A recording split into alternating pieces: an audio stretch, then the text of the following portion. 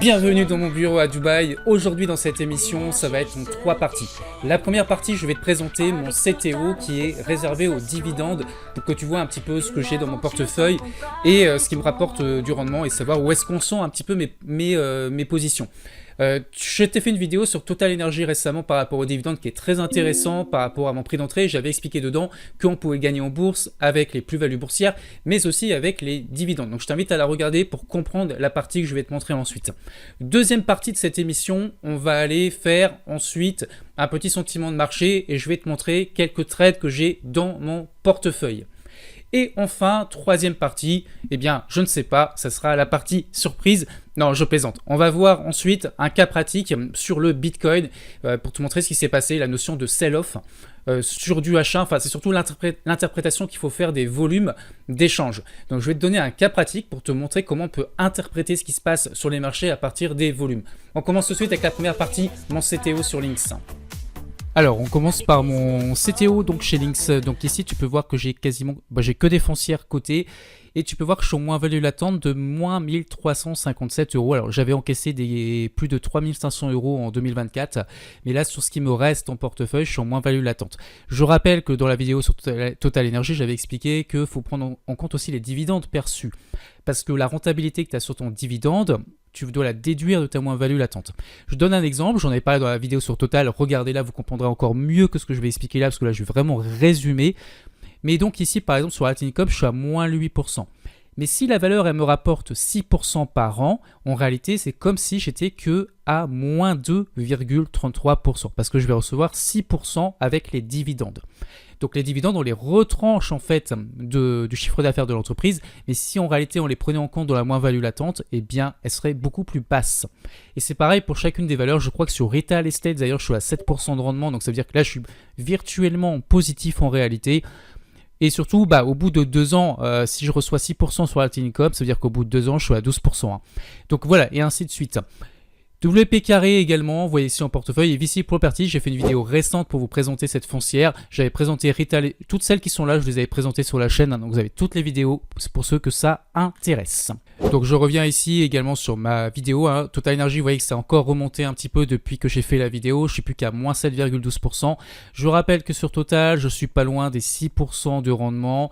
Donc voilà, en réalité, hein, à la fin de l'année, si ça reste à ce prix-là, que ça ne bouge plus, eh bien, je serai quasiment flat sur la ligne. Donc sur AXA, c'est le contraire, j'en avais pas parlé dans la vidéo sur Total. Sur AXA, je suis à plus 10%, mais en réalité, sur AXA, il y a aussi le rendement qui doit être à 6,5% sur mon prix d'achat, un truc comme ça.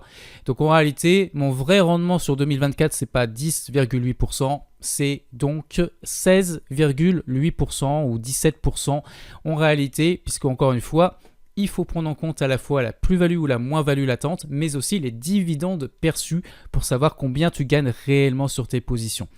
En conclusion, je reviens sur mon CTO, je suis très relax sur ma partie immobilier, je ne m'inquiète pas parce que j'ai un moins 1300 ici en moins-value latent, ça sera compensé encore une fois par tous les loyers que je vais percevoir, tous les dividendes que je vais percevoir et surtout ces valeurs sur le long terme, elles vont forcément à un moment donné remonter. Voilà pour la partie CTO, maintenant on attaque la partie sentiment de marché, je te présente quelques trades ensuite. Alors bienvenue dans mon bureau à Dubaï, et donc au niveau des news macroéconomiques qui ont fait baisser et corriger les indices boursiers cette semaine, il y a plusieurs raisons. La première raison, c'est celle dont vous avez certainement entendu parler, c'est la politique monétaire puisque les déclarations de la Fed ont semé le doute dans les têtes des investisseurs sur la future trajectoire des taux d'intérêt puisqu'il y a eu des résultats qui ont été un petit peu plus positifs que ce qui était attendu et du coup on se dit que la Fed ne baissera peut-être pas finalement ses taux, en tout cas pas autant qu'on l'espérait pour 2025 et donc ça crée beaucoup d'inquiétudes chez les investisseurs qui anticipent du coup des baisses de résultats de futurs des entreprises dans le futur. Deuxième raison, c'est des résultats d'entreprise, donc il y a certaines grandes entreprises qui ont publié des résultats qui ont été en deçà des attentes. Il y a également des inquiétudes économiques puisque les investisseurs craignent du coup ce fameux ralentissement de la croissance économique mondiale qui est influencé par des indicateurs décevants et des tensions tensions géopolitiques, tu le sais, qui sont toujours persistantes. Donc si je vais un petit peu plus loin, je vais regarder mes notes parce que j'ai approfondi certains sujets.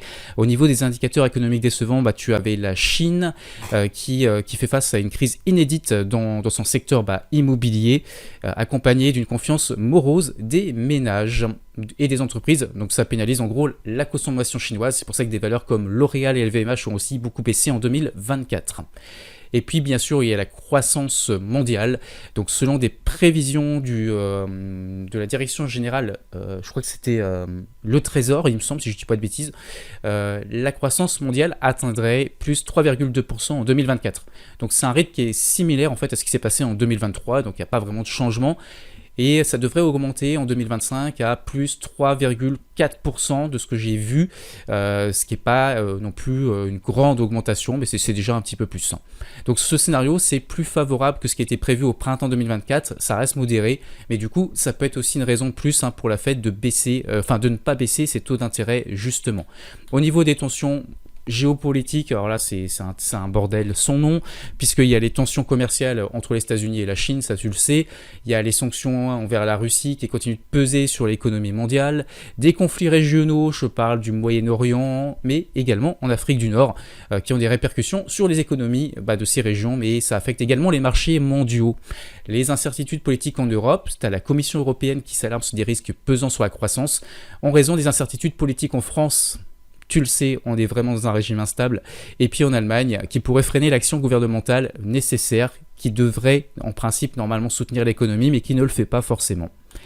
Voilà, donc c'est toutes ces raisons qui font que les indices corrigent beaucoup cette semaine, mais tu l'as vu dans le sentiment de marché, on reste sur une zone de support pour l'instant. Alors, la première position dont je vais te parler parmi mes trades, c'est LTMC. Donc tu vois ici que depuis ma prise de position, j'ai déjà pris un gain partiel dessus, bien évidemment. Donc là, c'est le restant de ma position. Eh bien, j'ai pris 7,5%. Je suis à plus 7,5% sur la position.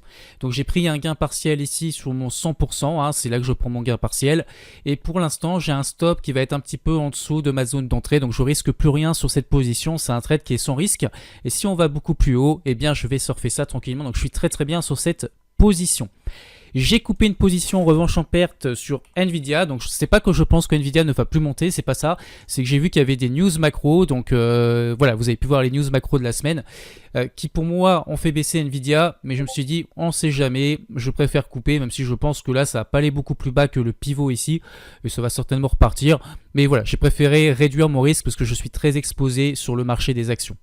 Alors, troisième action dont je vais te parler, c'est Melexis. Donc voilà, tu vois qu'ici, il y a eu vraiment une très très grosse baisse sur la valeur depuis les ATH, puisque on a... Enfin voilà, vous voyez toute la chute, et j'ai pas besoin de faire de dessin. Ensuite, j'avais fixé une zone psychologique du prix où je pensais que le prix allait buter, et on voit qu'ici, il y a eu un double bottom qui s'est formé sur ce niveau. Donc lorsqu'on a cassé cette pattern de double bottom, ici, vous voyez, j'ai mon entrée en bleu, j'ai pris ma position.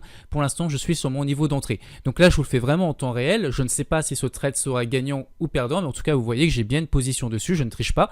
Et voilà, si c'est perdant, ça sera perdant. Et si c'est gagnant, tant mieux. J'ai mis un gain partiel toujours sur mon 100% ici. Donc je prendrai que 16 €. Par contre, le restant, vous voyez que j'ai mis un autre gain partiel. Enfin, le restant de ma position, je le prends ici, sur ces niveaux-là, et ça me ferait 70 € de plus, ce qui me ferait un total de 86 € de gain si le scénario se réalise.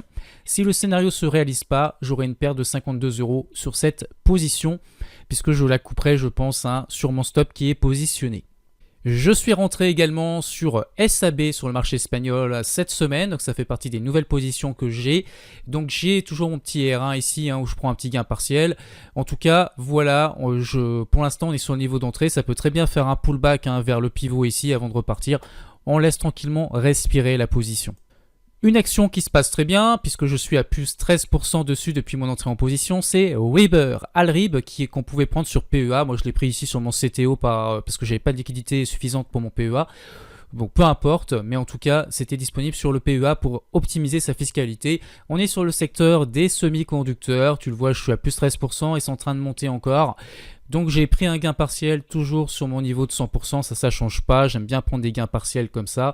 Et après le reste, je laisse surfer pour atteindre mes objectifs fixés à l'avance de gains. Donc Alrib, pour l'instant ça se passe bien, j'ai un stop physique qui va se mettre sur mon niveau d'entrée, ce qui veut dire que même si le prix se retourne, je ne peux plus perdre un centime sur cette position, je ne perdrai pas d'argent quoi qu'il arrive. Et je vais te montrer une dernière position que je trouve intéressante, qui est plus de l'investissement long terme et non pas du trading véritable. En fait, c'est une position qui a un mix entre trading et investissement passif. Je t'explique pourquoi, c'est-à-dire que cette position, je ne vais pas la revendre. Même si ça chute énormément, je ne vais pas la revendre, je vais la moyenner à la baisse. Tu vois que j'ai qu'une action, j'ai que 411 $ d'investi, ce qui n'est pas beaucoup par rapport à mon patrimoine global. Donc c'est un petit risque. Donc même si je perdais les 400 $, je veux dire, ça ne serait pas dramatique, hein. Donc je peux me permettre d'être long terme dessus, mais l'idée, c'est de pouvoir la renforcer si ça chutait de beaucoup. Donc si ça va beaucoup plus bas que ce support oblique haussier, je moyennerai à la baisse pour faire baisser mon prix d'entrée qui est là, pour le faire baisser beaucoup plus bas. Donc voilà un petit peu ma stratégie. L'idée sur Home Depot, je vais vous montrer pourquoi je suis rentré en position, c'est qu'on avait cette pattern de type tasse et anse et on a breaké par le nord. Donc là je me suis dit on part de nouveau dans une impulsion haussière. Je rappelle que cette action est haussière depuis plus de 10 ans, même 20 ans, on va le voir ensuite. Et que là, c'est la première fois qu'on a une correction aussi importante. On avait eu la même chose durant le crash du Covid, hein, mais c'était remonté très vite. Mais là, ça a duré, hein, la consolidation avant qu'on ait la remontée. Vous voyez ensuite, hein, là, on a eu encore une fois, je ne peux pas vous le dessiner, on a eu un espèce de double bottom, même triple bottom, qu'on a cassé par le haut. Et puis derrière, on a même cassé le pivot. Donc voilà, j'explique ma prise de position, c'est pour ces raisons-là. Je connais les fondamentaux, c'est une très très belle entreprise, hein, bien sûr, c'est pour ça qu'elle fait partie de ma shortlist en surveillance. Ce que je voulais te dire également, on va passer ça en trimestriel. Regarde sur le long terme comment cette action est très haussière, ça montre bien que les fondamentaux sont bons derrière, hein. On peut même zoomer ici, on peut voir même que depuis les années 90 jusqu'à 2000, on a eu une hausse incroyable, ça a dû faire x3 sans aucun problème, je ne sais pas combien exactement, mais ça a vraiment explosé. Il y a eu la crise de 2008 où ça a chuté. Et ce que je voulais te dire, c'est que tu vois ici, admettons, tu achètes en l'an 2000. Quand est-ce que tu t'achètes au pire moment? Quand est-ce que tu repasses positif sur l'action? Eh bien, je vais te dire ça tout de suite. Tu vas repasser positif uniquement ici en 2012. Ça veut dire que pendant 12 ans, tu as été perdant sur Home Depot. Je t'explique pourquoi je te dis ça. C'est pas pour te décourager, te dire waouh, c'est super risqué. Déjà, Home Depot, ça verse des dividendes. Ça veut dire que si tu réinvestis tes dividendes en bas, en fait, ton prix d'entrée ne sera plus là, il sera plus bas. En plus, tu peux moyenner à la baisse.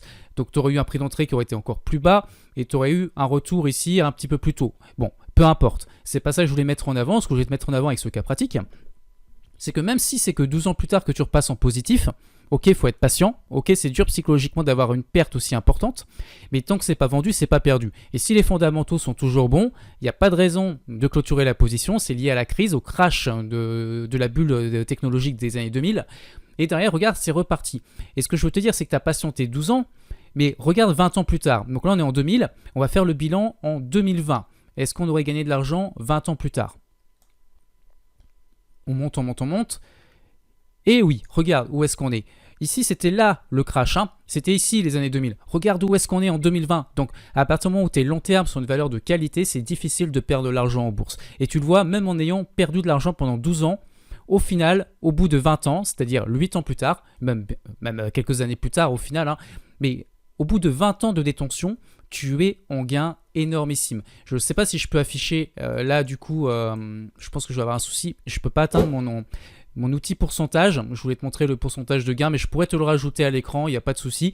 Mais je pense que là, vraiment, on doit avoir une rentabilité de presque 20% par an au final sur les 20 ans. Donc ça veut dire que même en ayant été en perte pendant 12 ans, ce que je t'explique, et bah au final, si tu fais la moyenne annuelle sur 20 ans de détention, et bah tu as gagné au moins 20% par an. 20% par an grâce à cette valeur en ayant acheté au pire moment. Alors ça ne marchera pas à tous les coups, il faut une valeur de qualité, encore une fois. Il y a des valeurs qui sont jamais remontées, je pense à Adosia. Adosia, j'ai des gens sur Boursorama qui en 2014-2015 avaient acheté au plus haut ici. Ils sont toujours en position alors qu'on est en 2024. Voilà, tu vois, le prix n'est jamais remonté, hein. Ils ont acheté là, c'était en 2015-2014, ce que je te disais. On est 10 ans plus tard, ils ont quasiment perdu tout leur argent qui était investi sur cette action, hein. Moi, j'avais eu la chance d'avoir fait des gros gains, mais au final, j'ai fait une grosse connerie sur cette valeur. J'étais débutant à l'époque, j'y connaissais rien. J'avais pyramidé aussi comme beaucoup de gens tout en haut comme un abruti. Et derrière, je me suis pris le crash, sauf que moi j'ai revendu, j'ai eu la lucidité de couper mes pertes à un moment donné. J'ai revendu dans cette zone-là. J'ai pas les pourcentages, mais c'était vraiment une grosse baisse. Faut savoir juste ici. Alors là, je n'en parle même pas, on doit être à moins 80% peut-être. Mais voilà, donc j'avais coupé ma perte, je suis sorti. Mais il y a des gens, ils sont accrochés à leur idée de départ. Ils ne voulaient pas reconnaître que c'est sans planter, que ça n'allait pas atteindre des sommets. Déjà, il y avait une énorme explosion ici. Et ils sont toujours en position et leur argent est monopolisé. Alors qu'ils auraient pu prendre d'autres positions bien plus gagnantes entre temps. Et ils espèrent toujours que ça reparte. Alors peut-être qu'un jour ça repartira. Mais on est quand même 10 ans plus tard, les gars. À un moment donné, il faut décrocher quoi. Donc voilà. Allez, maintenant on attaque le sentiment de marché. On va commencer par le CAC 40. Alors, voici notre CAC 40 avec dividendes bruts réinvestis. Donc, on voit que sur le très long terme, le CAC 40 est toujours haussier, mais il est un petit peu en difficulté. Donc là, c'est du trimestriel. Je te mets ça en mensuel pour te montrer qu'on est dans un espèce de biseau ascendant. Le prix est bien respecté. Le support tient ici. J'en ai souvent parlé sur ma chaîne en 2024 de ce fameux support qui a bien tenu. Tu le vois ici. D'ailleurs, j'ai parlé des achats sur Total Energy, sur LVMH, sur L'Oréal, mais certainement plein d'autres valeurs. En tout cas, on est en train de rebondir, on est dans un range entre ces deux niveaux de bornes qui évaluent le CAC 40. Sur le très long terme, on reste haussier, donc on reste positif dessus. On va attaquer tout de suite le SP500 pour te montrer un petit peu où est-ce qu'on en est. Le SP500, pour moi, on commence à être vraiment surévalué, on commence à être dans des zones dangereuses, mais ma zone ici d'objectif n'est toujours pas atteinte. Il y a encore du potentiel, à peu près 10% de hausse pour rejoindre cette zone que j'ai délimitée comme objectif et qui correspond également en plus au haut du canal ici en pointillé. Il y a une zone basse où je compte racheter en 2025. Je pense que peut-être que je m'emballe, mais à un moment donné, je pense qu'on aura une grosse correction. Et si je peux racheter dans cette zone, je le ferai. Donc là, vous avez mes deux zones ici d'investissement. Là, les zones de revente de pas mal d'actions que j'ai en mode passif. Et là, des zones d'achat. Je ne sais pas si on va l'atteindre, cette zone. Si on ne l'atteint pas, tant pis. Je conserve mes actions ou je prendrai des gains si je peux, mais l'idée c'est ça. Objectif de gain ici, objectif de rachat. Ou peut-être que je rachèterai sur le support, je verrai ce qui se passe en fonction de l'économie, des news macro, etc. et du contexte, bien évidemment. Mais ça, c'est vraiment la zone idéale que je voudrais pour me recréer un portefeuille passif. Voilà, pour le SP500, on va passer au Nasdaq 100. Le Nasdaq 100, lui, a un petit peu plus de potentiel pour rejoindre le haut du canal ici. Donc voilà, c'est vraiment mon objectif. Ça correspondra, à mon avis, au même objectif que sur le SP500. Mais là, on est revenu faire un pullback sur la résistance ici, qui fait office de support désormais. En tout cas, il y a plus de potentiel sur les techs qui sont en train de baisser un peu plus que le SP500. Je termine cette émission avec le GBS, donc l'or est toujours dans ce canal haussier, donc l'or a du mal là à repartir fort à la hausse. Pourquoi? Parce qu'on est aux abords de cette première résistance. On a consolidé quand même pendant quelques temps sur cette pattern ici, que vous pouvez voir avec un pivot qui est quand même relativement bien défini, et là je pense qu'on va aller chercher ici cette zone en pointillé avant peut-être de nouveau respirer et avant de repartir éventuellement à la hausse dans le bull. Vous savez que j'ai une zone d'entrée ici, il ne me reste plus grand chose, que j'ai pris des gains partiels dans toute cette zone ici, mais il me reste encore 420 investis sur l'or. Voilà, donc en tout cas c'est une position qui est très gagnante, qui se passe très très bien, je sors ça en fond de portefeuille tranquillement. Avant de partir coquin et coquine, encourage-nous en laissant un like et en t'abonnant pour ne rien rater sur la chaîne, si cette vidéo t'a plu. Alors moi je reviens juste sur ce dont on parlait hier sur le Bitcoin, on est sur une tétan 1 heure H1, donc c'est pas une tétan que je vous conseille de regarder, c'était vraiment pour le coup histoire de discuter pour l'exercice, donc restez pas sur des unités de temps comme ça, même pour faire ce genre d'analyse, ça n'a pas grande pertinence de mon point de vue, mais ça peut être parfois intéressant de surveiller pour voir ce qui se passe. Et là vous voyez que quand on est arrivé sur ma fameuse zone de support dont je vous parle depuis 2 jours, regardez ici complètement en bas à droite, les volumes sont en forte explosion. On a vraiment des volumes qui explosent par rapport aux heures précédentes et même par rapport, on va dire, aux volumes historiques. Ils sont plutôt très élevés. Il y a eu ici des gros volumes, ici et là. Donc ensuite, qu'est-ce qui se passe? Donc là, on peut se dire qu'il y avait une pression vendeuse. Il y a énormément d'échanges sur le niveau, c'est-à-dire qu'il y a une grosse bataille. Et peut-être qu'il y a tous les vendeurs qui commencent ici à racheter leur position pour finalement prendre leur plus-value et leur gain. Et c'est peut-être pour ça qu'il y a autant de volume d'échanges, parce qu'il y a beaucoup de transactions qui sont effectuées sur ce niveau psychologique. Derrière, on continue un petit peu, on voit qu'il y a des gros volumes, ce coup-ci, mais avec un chandelier vert. Donc, est-ce qu'on peut en déduire que les acheteurs sont de retour? Ça, je n'en sais rien. Après, c'est peut-être de l'extrapolation, c'est du H1. Ce serait plus pertinent si c'était du journalier, par exemple. Voilà, mais peut-être, on peut se dire ça. En tout cas, ce qui est très intéressant d'observer, c'est qu'ensuite, c'est exactement ce que j'expliquais hier avant qu'on ait ces chandeliers-là en plus. Donc c'est pour ça que je fais la vidéo, c'est que derrière, il se passe exactement ce que j'ai décrit. Ça aurait pu ne pas être le cas, hein. C'est pas ce qui compte, c'est surtout que le niveau tienne en fait, hein. À la limite, les volumes, voilà, on n'a pas besoin de les regarder. Ce qui compte, est-ce que le niveau tient, est-ce qu'il tient pas, hein. C'est ça le plus important. Mais en tout cas, voilà, derrière, on a encore une pression acheteuse, puisqu'on a encore des volumes, et là, on a un gros chandelier vert, et là, on se dit, c'est les acheteurs qui reviennent aux commandes, et là, maintenant, les volumes nous indiquent la force acheteuse. Donc on va regarder ce qui se passe derrière, ça rebaisse. Donc là on se dit mince, peut-être que ça va attaquer le support et le casser, les vendeurs sont peut-être de retour. Donc on regarde un petit peu, là on arrive pile poil effectivement sur notre support et là de nouveau, regardez, on a un pic de volume. Il est quasiment identique à celui qu'on avait sur ce chandelier là, sauf que là c'est vraiment pile poil sur mon vrai support. Je vous avais expliqué d'ailleurs avant qu'il y ait toute cette zone, que le vrai support c'était pas celui en bleu, pour moi c'était celui qui était en pointillé. Et là on voit que c'est chirurgical, c'est vraiment sur mon support en pointillé, ça a même dépassé un petit peu, mais c'est normal, il y a de la volatilité, c'est du H1. Donc là des gros volumes et puis derrière voilà, là on peut se dire cette fois-ci peut-être que c'est enfin la fin, ou alors au contraire ça veut dire que qu'il y a beaucoup de transactions vendeuses et que là ça va partir. On ne sait pas à cette étape ce qui va se passer, ça nous dit juste que ça réagit sur ce niveau.